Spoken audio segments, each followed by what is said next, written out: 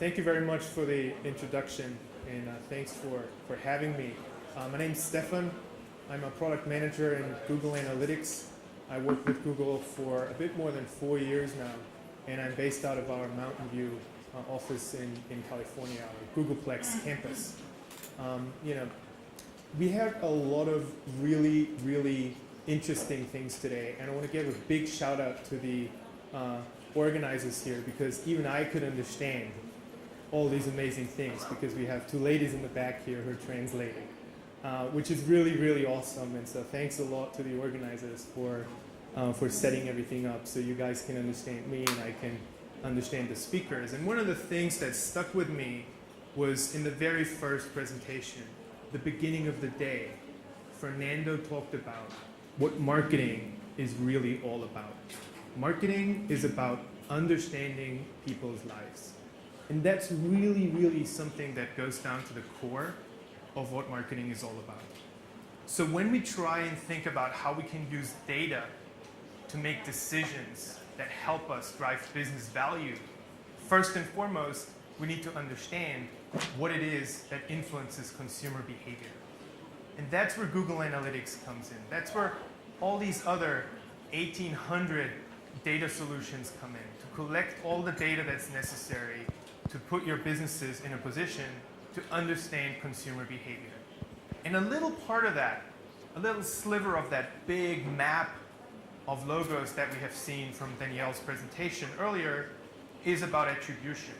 It's about putting a value on the touch points that your users have with your marketing channels on the way to conversion, right? That's what attribution is really all about. It's finding a way to come up with a number that says, this marketing touch point I value at X. It's driving X amount of business value, right? And so I want to introduce a couple of concepts as well as a couple of products that Google has to help you guys accomplish that goal. And obviously, this is trying to be as much forward-looking as possible, right? So I'm trying to show the step-by-step solution, but really it's the guys from Digital Intelligence Lab that are here to help you guys finding the right solution and fitting it into your business need. So if you guys have any questions, you can ask me, but you also need to ask these guys in the front. Okay, let's get started. I really like the idea of moments, and I think it goes back to a lot of the parts that have changed in our life. And Fernando gave another really important stat. 220 times on average we look at our mobile phones each day, right? I mean, that's a huge number. That's a huge amount of interactions with digital channels, right? But on the other hand, it's a huge opportunity for a business to influence and reach out to their customers, right? That's the new battleground where you win or lose your customers and your opportunity to influence customers' behavior. So how do we think about that in more concrete terms, right? That's a big abstract thing, the moments, and everyone's got them. But how would they look like if we try and map them into something that is a little bit more data-centric? And so where we start with this is really to think about a consumer journey to a desired event, to a desired business event, which in our case is obviously the conversion, the sale. Now, there's a lot of things that influence a consumer on their way to purchase. And Heber today gave a great presentation about his purchase journey, right? I really like the sofa, by the way. He demonstrated, it's comfortable. He demonstrated really well how many things are influencing a typical consumer journey. How many technical aspects, but also just how many external factors are influencing that journey. And so here we have a little picture, and what it really tells us is there is a lot of things that we can see, but then there's also a lot of things we cannot see, right? We have competitive influences, we have seasonal influences, we have weather influences. There's a big bulk of data that is sort of very hard to collect, and then there is a set of data which we can actually engage with much more directly. And Google Analytics basically starts on that direct level. So what Google Analytics starts you with is a basic set of interaction data that you can use to infer technical decisions. And from there, we have other tools, other means to grow that data pool, right? And I also like the delineation today between small data and big data, right, that Daniel made earlier. It's really about finding ways to start small and grow into something big. So how can we do this with the tools that Google can provide? Let's focus on a typical conversion journey. And this is a little bit the generic picture of something as personal as Haybert's journey to conversion. And really what we can see is that we have a set of interactions with marketing channels that are leading up to a conversion event. And so we have a tablet video, we might see a TV ad after that, and then we have a mobile paid search that ultimately leads to a desktop conversion, very much like in the cases we have been seeing earlier today, right? Now, what are the problems, right? And I think that's where the analogy with Avinash comes in. As an analyst, you come in the room and you try and see, where are the specific things? Where are the little patterns that I can see? As a product manager, you look at the same room and you see, where are the problems? So the first thing that I said when I came in here today was that the Google logo is the old Google logo, and we need to send some updated Google logos.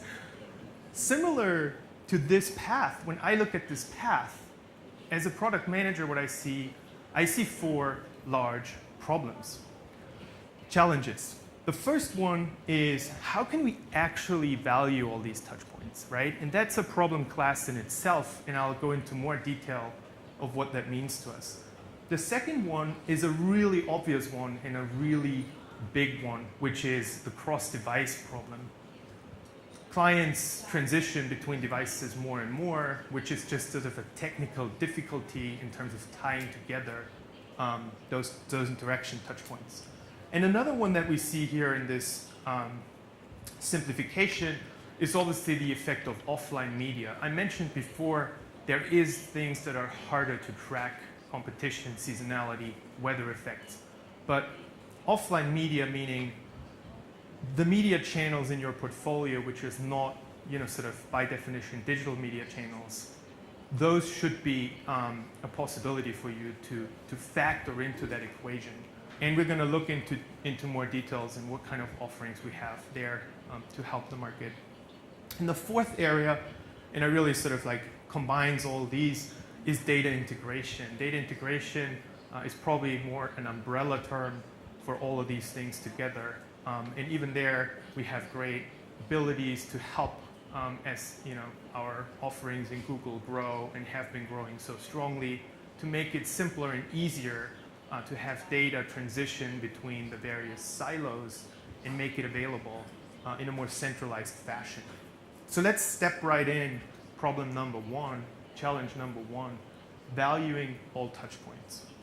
So what I'm going to present is I'm going to go through these items and I'm going to put them in context of 3 product offerings that Google has to address some of these challenges. So the first one is obviously AdWords, which is Google's core ad trafficking platform and our paid search product. Now, many of you already work in an omni-channel world, so you outgrow the capabilities of AdWords, and then we're gonna look at Google Analytics as our sort of favorite omni-channel solution. And if we want to go even further than that, if we want to include even more complex use cases, Google, about a year now, 3 months ago, acquired a company called Odometry. And Odometry is really sort of the next level attribution that we have to offer in the company. And I want to call out a couple of features that are really, really exciting within Odometry. So let's step right in. Value all touch points. Again, we have our conversion path here. At this time, it's a digital omni-channel conversion path. We have a digital display channel, an email, paid search leading up to a conversion. And really, what you want to see is how these channels interplay with one another to drive conversion behavior, right? What is the benefit of running display media in combination with paid search or in combination with a video channel or an email campaign? And this plot is taken from Google Analytics. It's the overview report of the multi-channel funnels section. And it's probably the first report that I've seen when I joined Google. And I was asked to take insights from this report and share them with our clients. And as simple as this report is, it really shows you in a very simple, in a very condensed form, how important omnichannel is for your business, right? So even if you do the basic Google Analytics tracking, you can already spot whether or not there is an overlap between your digital marketing campaigns and whether or not it's relevant for you to focus on that overlap. What's really exciting is then that we have a series of other reports that we built to emphasize on that overlap. And that really gives you the ability to in-depth explore how your customers interact with your media channels.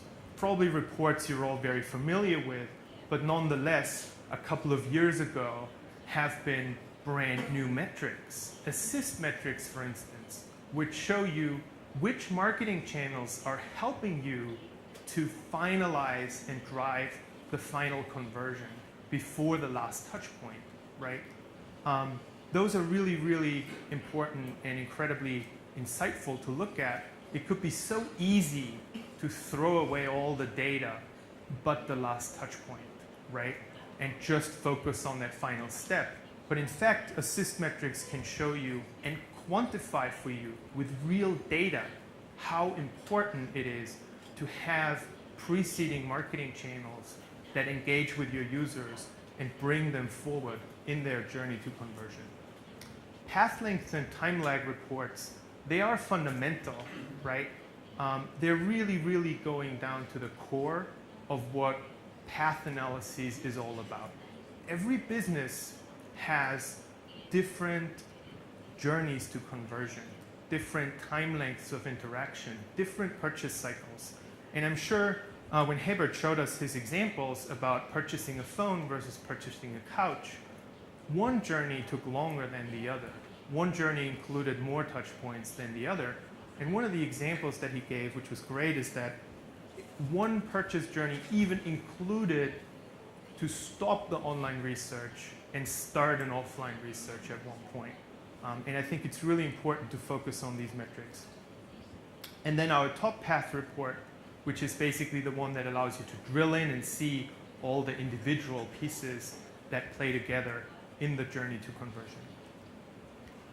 So let's shift gears a little bit and talk about attribution models. Who here in the room has experience and knows what attribution modeling is?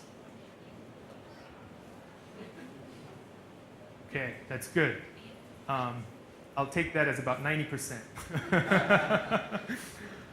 So essentially, you got a couple of ways to look at your conversion path data, right? That's really all this is. Attribution modeling for me as a data scientist is to basically say, how much data do I throw away? If I look at a last click, all my conversion path data is cut off after one interaction, and all the previous touch points are chucked in the bin.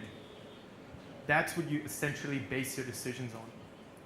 The second big throwaway data pool is you only look at conversion data.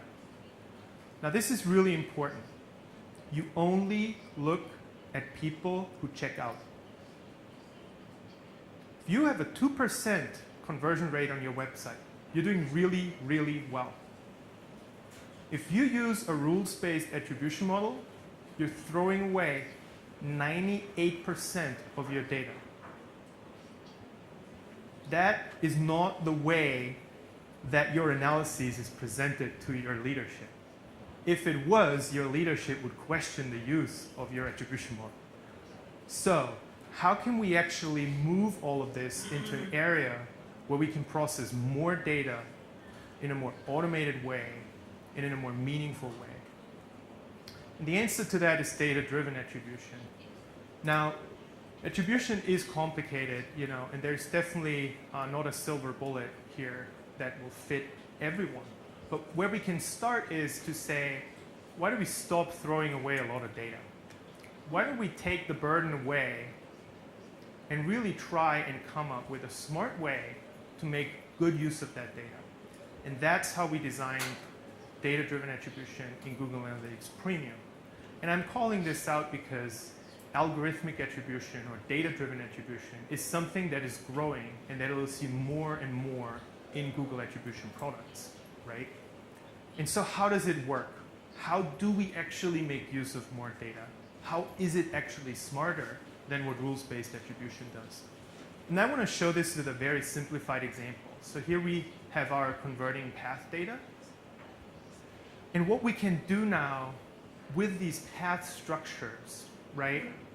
The channel combination, page search, display, and email, because we have the conversion events, but also the non-conversion events, we can calculate a conversion rate that corresponds to that path structure. And in this case, what we can see from our data is that we have about a 3% probability of conversion for a path that has this structure. What we then do is we look for a path that is different from this structure in only one media channel interaction. In this case, we lose our display impression in position number 2. We then look how high is the conversion probability that is associated with this path structure. And now what we are using, instead of the presence or absence of a given touch point, we're using the difference in the conversion probability as a valuation for that media channel that is missing in the lower path. So instead of associating the importance of a media channel by its position, we associate the change in conversion probability with that media channel. So this is a quantum leap. This is a complete shift in how we think about the importance of media channels in the context of attribution models. Obviously, there's a lot more computation involved, and there's a lot more, machines involved. There's a lot more resources involved with this type of modeling. Okay, I can see you again. I thought you're gone. So data-driven attribution will come more and more in Google. So I just want to call out where in the products we basically are right now with surfacing data-driven attribution. In AdWords, we have data-driven attribution in development. So this is something we're currently working on. In Google Analytics, it's part of Google Analytics Premium, and it's a very well-developed offering. It works across all your conversion types. It works across all the double-click, floodlight conversion types if you work with our double-click integration. And so the guys from Digital Intelligence Lab can tell you all about it. We have launched this in 2013, so we have some really solid experience with it. We also have it in the odometry offering. There is a very similar Google Analytics, very similar data-driven attribution algorithm that is at play here in our odometry offering. Now, how does the market move here? And I really want to give you these sort of high-level stats. We did a review within the client space of Google Analytics and basically asked people, for your decision-making, are you moving off your last click attribution model? Are you moving off the sort of very simple rules-based attribution model? We did that review, we did that survey in 2012, and there was about 15% of people who said, I'm using something else but last click. And we did that review again in 2015, and I don't look good on the pictures, that's why, you know. Okay, we got it. We need to do a survey. Who likes this better? Is that good? Okay, perfect. And we did the same survey in 2015, and as you can see, there's a big growth in people actually adopting non-last click based attribution models. So not only are we looking at more data, but also more sophisticated attribution models. So a lot of clients adopt this. This is a sort of a snapshot of a couple of clients that we worked with that looked to extend their business value by changing their attribution model. And really the bottom line here is that all these guys see meaningful results on their business impact. And that's really what it's all about. We can make things as smart as we wanted to make, but they would not be adopted if clients wouldn't see the value in them. On the beach here, that was my very first attribution client within Google. So they basically asked me to look at an upper funnel, at a first click attribution model, and so we did an analysis for them. They invested in generic paid search after we presented our findings and saw some good impact on business results here. There's another client that we worked with. It's a large telecommunications advertiser. They worked with GA Premium and our double-click integration also to look at how display media would be reevaluated. And they've seen some great results on their baseline for lead generation. So in this case, it was a micro-conversion event that they optimized for. So pretty exciting. Let's move into the next field, and I hope this is as exciting to you as it is to me. It's cross-device attribution. We are on our phones, 220 times each day on average. So what we should really do is, as marketers, as advertisers, we need to make use of that data, right? And we have a substantial disadvantage if we cannot take insights from that data and let them feed into our marketing decision making. So it's kind of funny because the current view of measurement assumes that every person has only one device, right? And when we think about cookie-based analyses, even first-party cookie-based analyses where the data quality is pretty high, we still assume that every device is its own user, and even on the mobile phone, apps and browsers would be treated as two different users. Now that's obviously suboptimal because in reality, what we're having is we have multiple devices that people interact with. I see a lot of phones, I see a lot of desktops even in this room.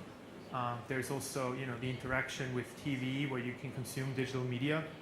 So that will sort of like, that's not going to go away in case anyone still thinks that. This will going to stay. So what's our options for cross-device conversions? So in AdWords, what we have today, which is available, we have cross-device last-click conversions. So what this means is that we factor in some of our cross-device understanding and come up with a metric in AdWords that better reflects the reality, which is that multiple devices are owned by a similar user. In Google Analytics, we have something really exciting, which is called user ID override through our measurement protocol. And I'm very excited to have a technical breakout session in the afternoon today where I go into detail of how this works. So for all of you, technically interested, I brought some really exciting slides on this, very detailed, and giving you all the information that you need to get started on that one. And then on odometry, I think on odometry, that's where I want to spend a little bit of time here. What we do on the odometry side right now is pretty exciting. We're trying to implement cross-device as part of our high-end offering. And what we're working on is to make use of what in Google is known as the cross-device graph. So essentially how this works is, how this works in odometry is that you have users that sign in across all of Google's properties, right? So you probably use Maps, you probably use Gmail. If you still use PowerPoint after today, I hope you all use Google Docs. We've seen that this is very stable, so you don't have any issues with that. And so if you are in one of these properties and you're signed in, then Google uses this data in a privacy-friendly way to come up with what we call our cross-device graph, which means we can associate the individual devices with a user, and with that basically inform our measurement solutions about which touch points are belonging to a user as opposed to a cookie, right? And that's kind of the future within Google overall.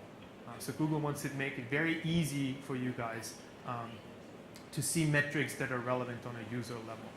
And just to give you some idea, we can't talk about how good or bad this cross-device graph is, but when you think about the people who are signed in Gmail on a 30-day active basis, that's about 950 million people.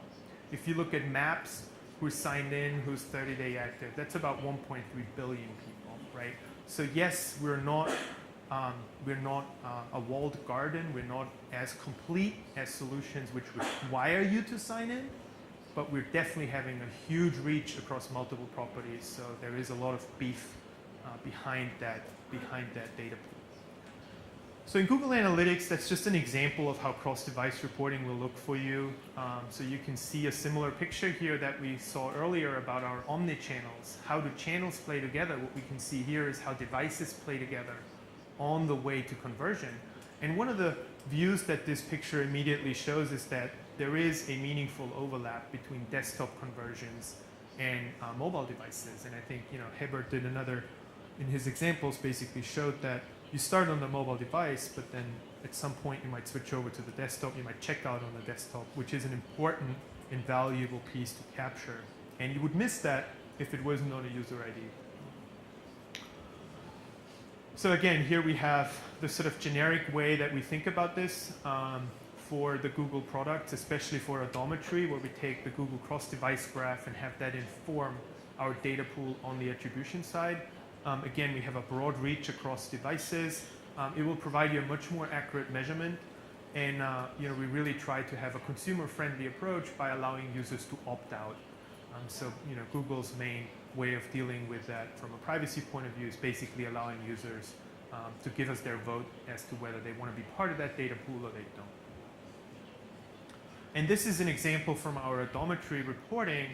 And when you have cross-device installed, and I'm sorry that this is a little bit grainy, but essentially what you can see here is that your channel, so these are our channels, and this is the mobile search channel, it gets reevaluated by 50% once you factor in that cross-device channel, right? So it's 50% more conversions associated with that channel just by factoring in cross-device information, right? Now imagine what that would do to your decision-making, right? You shift from this is not working to this is really working, right? And that's really the scenario that you want to emphasize on. So let's focus a little bit on offline media integration. Offline media integration is an elephant in the room. It's probably a group of elephants in a room. And the reason why it is probably because there's two sides to that story. And let me start by trying to draw a line between, the online to offline problem, which is online media spend on offline conversions. Again, Hebert's couch. Go online, you research, you go in store and purchase, right? So that's the first area that I want to focus on.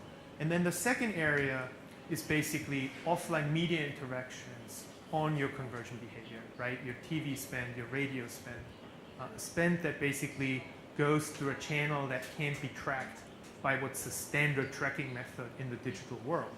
So that's our second elephant that we're going to talk about. So let's start with how we can tie together digital media touchpoints with in-store conversions.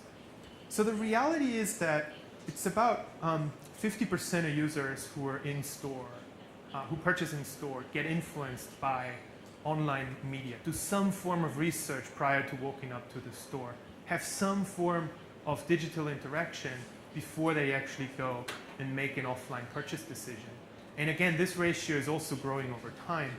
So it's really interesting to see that how can I use that information as a digital analyst to not only improve my marketing plans, but potentially also improve my store experience, right? And there's a couple of really interesting stories that we have. So what we have today available for this method is in AdWords, we have in-store visits and in-store purchases, which can be attributed to paid search. That's available today. In Google Analytics, we use the measurement protocol to send in offline hits and also offline campaign data. So this is something that's available. There's another breakout session later this afternoon, which will show you how to upload campaign data into Google Analytics and make that part of your analyses. And on the odometry side, we work very closely with our partners to ingest CRM data that we can use for adding offline conversion data to our online media touchpoints. So I brought with me a pretty new, pretty hot off the press case study. It's a company called Galeries Lafayette. Galeries Lafayette is a very fancy, that's the right word, thank you, is a very fancy French department store. It's sort of the Parisian Harrods, if you wish. And what they found is that they wanted to really understand better how much their in-store conversions are influenced by their online marketing. And so what they were doing is they were using the Google Analytics measurement protocol and their loyalty card information to tie together people who are logged into their websites, people who interact with their digital presence, up to that in-store conversion. And so what they found was that at least 20% of store conversions were preceded by an online visit. So 1/5 of in-store conversions were preceded by by an online visit to their website. Now, that's a logged-in visit to their website, right? That's a very, very low bound for what's actually happening, right? So you might hypothesize that the actual rate of people that visit their website that are not logged in might be even higher than that. 20% of these visits take place on a smartphone, so that's a big deal, right? It's a big deal to know that, oh my God, all these people are coming from a phone. They probably want to know where the store location is. They probably want to get directions. They want to check inventory that is available. And 50% of those visits take place on the day of purchase offline, right? And so it's really critical for the story that we heard earlier about the moments. You don't have a lot of time. It's not that these people were working a week prior to purchasing on their phone. They actually done this on the day. So it's rapidly speeding up, right? And so when they then included all this information, what it showed to them is they had a 2.4x, a 2.4 times higher ROI on their media investments on the digital side once they understood how that digital marketing touchpoint influenced offline conversions, right? So a really, really big leap here, a big jump in terms of what digital can drive in the offline world.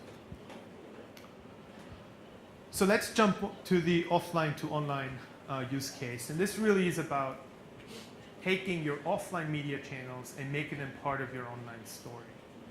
And so this picture, and this looks like a remote control, but it's not a remote control, it's a smartphone. So this picture is something that became a reality for me when I moved to the US and I was looking to buy a car, right? So I was watching TV, and every time a TV ad about a car manufacturer came on, I started searching for that car manufacturer, right? And I looked at the different car brands and I started to explore and started my purchase decision this way. So I think it's about 80% of people use a different device while they're watching TV, while they're exposed to an offline channel. So a huge amount of people that are doing this. So it was mentioned earlier today, Pablo briefly mentioned it, that in our odometry offering, we have a way to analyze the impact of TV airings on digital behavior. And so the way that we do this, and sort of, I'm very happy to call this out. There's also a blog, analytics blog. It was published probably 2 weeks ago or 1 week ago even. It's brand new, from Natasha, who's our PMM, our marketing manager on the product. Let me just quickly walk you through what our product does and how it associates online behavior with the TV airings. So what you can see here as the blue line is actual searches for your brand name, actual website visits to your website, right? So that's your metric that you can record today. The red line is basically showing you our model, our prediction of what happens without the TV airings, right? So these blue spikes here are your TV airings. We know when they happen on a minute-to-minute basis. We can ingest that data and process that data. And then what we build from that information is our red line, our baseline model. How many searches would have happened, how many visits would have happened without the TV spend. And the discrepancy between the blue and the red line, those are the incremental visits that you received because you were airing TV. Those are the incremental searches that you received because you were airing TV. So how does this look like in the front end? What we can do with this information is really get you a new metric. Cost, we have a cost per incremental visit, which is basically showing you the amount of money that you have to spend on a given TV channel to drive an incremental website visit or an incremental search, right? Now what you can do with this is you can start optimizing your TV channels, right? So similar to what you would do in the digital world today, you get a report in our product that shows you how much you pay for your TV impressions, right? But then how many online visits or online searches that translates into. So just because you bought a whole lot of TV impressions here on the ABC net, which is our second line, it doesn't mean at all that that channel is effective. In fact, you drove the lowest amount of visits from that TV channel, right? So maybe reinvesting that money in something that's more effective is a good idea. So that's kind of the known way of optimize for website visits in a digital world brought to the offline channel like TV. So a very exciting feature here. Again, it uses data from Google Analytics and data from Google Paid Search on our brand searches. So to sum things up, right, we had our 3 big challenges: valuing all touch points, making sure you track everything and you value everything that you track, right? Don't forget, if you use a rules-based attribution model, you throw a lot of data away. That might be okay, but it might not be okay. There might be a lot of room for you to find optimization potential and business growth in the data that you currently don't look at. Cross-device, it is a problem. Start looking at it today. Start working with your favorite analytics agency about how you can take advantage of our product offerings across AdWords, GA, and odometry. And then offline, on the media side as well as on the conversion side. And I hope that a lot of you will find the sessions in the afternoon useful, where we can show you real tactics of how you can process some of your offline conversion data right there, and campaign data. The solutions, again, AdWords, analytics, and odometry. And really what I want to leave you with is that these actions, these optimizations that you are doing, they do influence your user behavior. We see it time and time and time again, right? It does make a difference for your users whether or not the telephone you want to buy is actually in store, right? When you remarket to your users. So I think we all need to realize that, we do have the potential to influence conversion behavior through processing all that. Thank you very much.